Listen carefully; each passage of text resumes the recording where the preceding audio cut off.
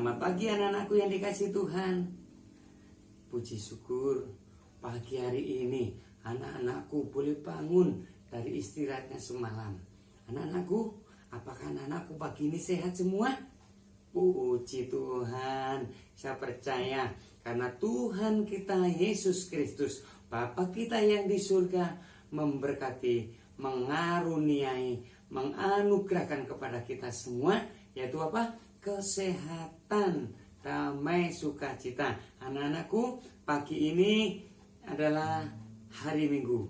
Mari kita persiapan hati kita untuk memuji Tuhan, menyembah Tuhan, dan kita akan belajar sabda firman Tuhan di pagi ini.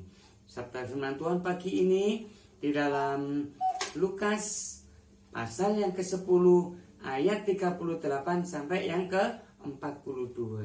Nah, anak-anakku yang dikasihi Tuhan, mari kita persiapan hati kita memuji Tuhan terlebih dahulu, kemudian kita akan bersama-sama menikmati video cerita tentang Tuhan Yesus, Marta, dan Maria. Nah, anak-anakku, mari kita bersama-sama memuji Tuhan.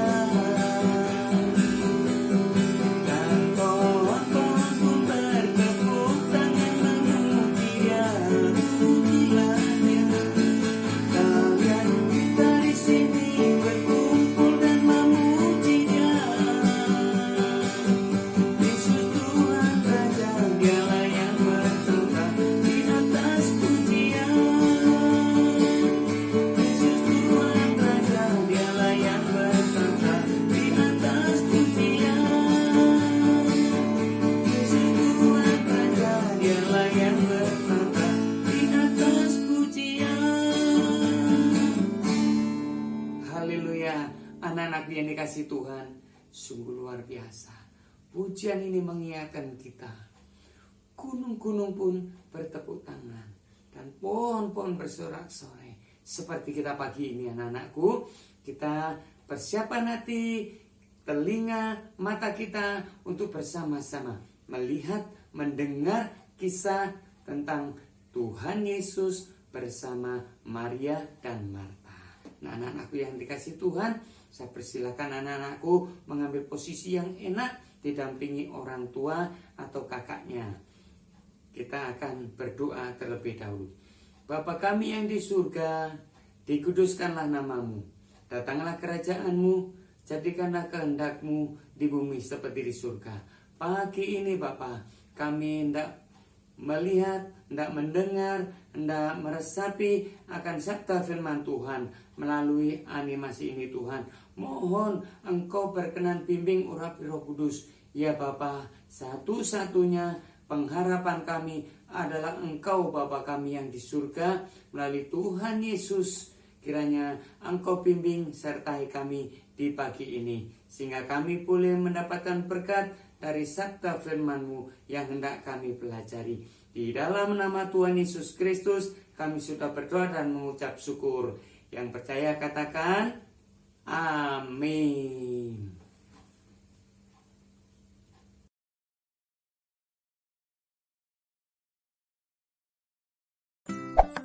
Ketika Yesus dan murid-muridnya dalam perjalanan, tibalah ia di sebuah kampung. Seorang perempuan yang bernama Marta menerima dia di rumahnya. Perempuan itu mempunyai seorang saudara yang bernama Maria. Maria ini duduk dekat kaki Tuhan dan terus mendengarkan perkataannya. Sedangkan Marta sibuk sekali melayani.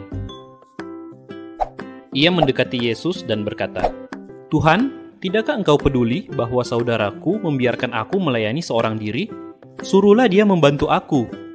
Tetapi Tuhan menjawabnya, "Marta, Marta, engkau khawatir dan menyusahkan diri dengan banyak perkara, tetapi hanya satu saja yang perlu.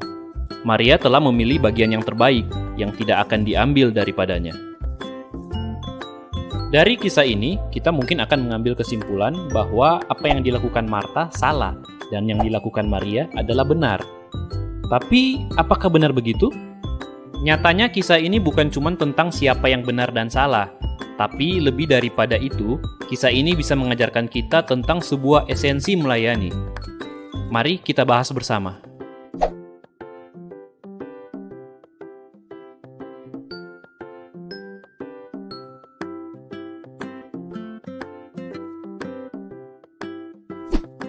Pertama, kita melihat Marta menerima Yesus di rumahnya. Hal ini ibaratnya seperti kita yang telah bertobat dan menerima Yesus di hidup kita. Namun selanjutnya, ketika kita sudah bertobat dan siap untuk melayani Yesus, kita sering berpikir, apa yang harus aku lakukan atau aku berikan kepada Yesus agar dia senang? Selalu tentang kita memberikan sesuatu kepada dia. Sangat jarang dalam pelayanan kita melakukan sebaliknya, yaitu mau peka dan menerima ajaran Tuhan seperti yang dilakukan oleh Maria. Maria ketika Yesus masuk ke rumahnya, dia langsung duduk di bawah Yesus dan mendengar setiap ajaran dari Yesus. Sikap yang dilakukan Maria ini mungkin mulai jarang kita lakukan ketika kita mau berlutut kepada Yesus dan mendengar setiap ajarannya. Terlebih kalau kita sudah banyak mengikuti seminar-seminar kekristenan, sehingga kita ogah untuk mendengar khotbah yang itu-itu saja. Atau dalam pelayanan, kita berada di posisi sebagai senior, ketua panitia, wakil ketua, atau koordinator yang membuat keegoisan kita itu kadang lebih tinggi sampai tidak ada lagi sikap untuk berlutut dan haus akan ajaran Yesus. Atau mungkin kita bukannya egois untuk mendengarkan ajaran Yesus, tapi kita sedang melakukan pekerjaan pelayanan yang kita anggap sangat penting untuk dilakukan, seperti yang dilakukan oleh Marta. Marta saat itu sedang sibuk menyiapkan makanan bagi Yesus dan murid-muridnya. Sebenarnya yang dilakukan Marta tidak salah. Di zaman itu, sangat umum ketika wanita itu harus bekerja di dapur menyiapkan makanan untuk tamunya. Yang keliru adalah ketika Marta malah fokus kepada Maria yang tidak membantu dia menyiapkan makanan. Sampai akhirnya dia protes kepada Yesus yang tidak menyuruh Maria untuk membantu dia.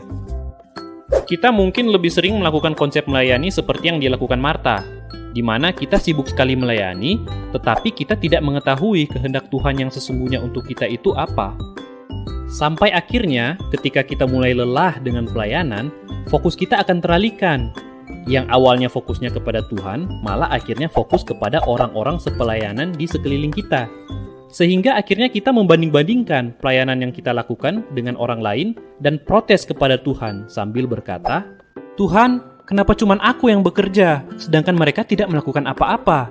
Suruhlah mereka membantuku." Iri dan dengki mulai timbul di hati kita dan membuat akar pahit yang lama-kelamaan bisa membuat kita meninggalkan pelayanan untuk selamanya.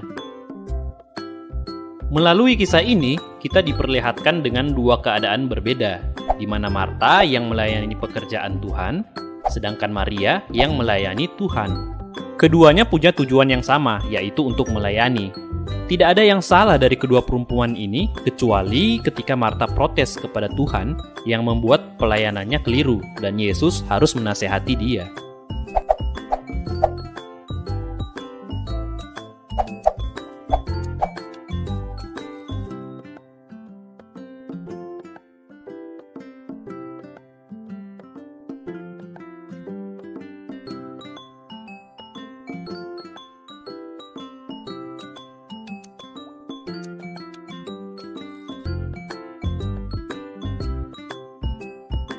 Jadi, jangan sampai kita cuma sibuk untuk Tuhan, tetapi tidak memiliki waktu untuk bersama dengan Tuhan secara pribadi. Satu hal yang harus kita ingat, kita bukan melayani sesuatu, melainkan seorang pribadi, yaitu Yesus. Tanpa hubungan kasih yang hangat secara pribadi dengan Yesus, pelayanan akan menjadi beban. Dan bisa jadi akhirnya kita melayani bukan untuk menyenangkan Tuhan lagi motivasinya, malah mencari popularitas di hadapan manusia. Pada akhirnya, mari kita melihat kembali apa motivasi awal kita melayani. Seperti pada kisah ini, kita melihat Marta membuka rumahnya untuk Tuhan. Seperti itu juga awal kita menerima Yesus sebagai Tuhan dan Juru Selamat pribadi kita, dan melihat bagaimana Dia yang telah melayani kita terlebih dahulu lewat pengorbanannya di kayu salib. Maka tidak ada alasan lain bagi kita untuk menolak melayani Dia. Melayani Tuhan bukanlah beban, tapi sebuah kesempatan dan anugerah.